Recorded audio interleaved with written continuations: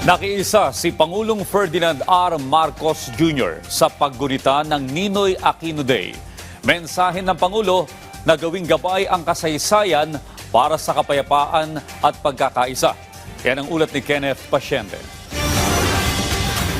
Sa paggunita ng ika-42 taong anibersaryo ng pagkamatay ni dating Senador Benigno Ninoy Aquino, hinimok ni Pangulong Ferdinand R. Marcos Jr. ang publiko na kapulutan ng aral ang kasaysayan bilang gabay sa kasalukuyan tungo sa kapayapaan at pagkakaisa. Binigyang diin ng Pangulo na sa paglipas ng panahon, nagkaroon ng mas malinaw na pagtingin sa mahalagang pangyayaring ito na nagdadala ng mas malalim na pananaw at pagninilay-nilay sa taong bayan. Dagdag pa niya na bilang isang individual na laki at hinubog ng mga sandaling ito, nauunawaan daw ng Pangulo na ang kasaysayan ay hindi nagbibigay ng pinal na hatol, kundi patuloy na aral.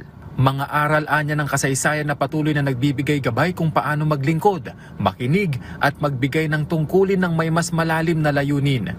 Iginiit ng Pangulo na ang araw ng paggunita ay nagiging paanyaya upang mamuno ng may katinuan, konsensya at malayong pananaw.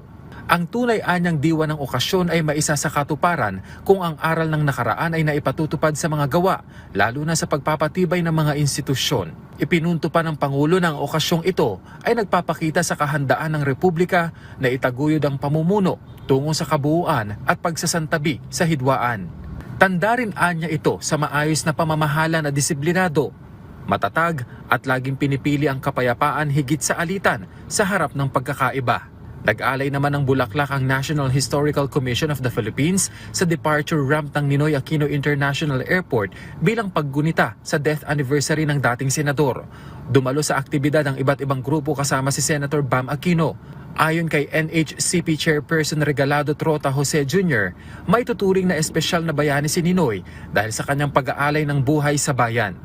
Yung mga inspirasyon na binigay sa atin na paghirapan ng bayan, ayun ang talagang idea. Kahit anong political party mo, ang idea na binigay niya ay idea na para sa lahat ng Pilipino.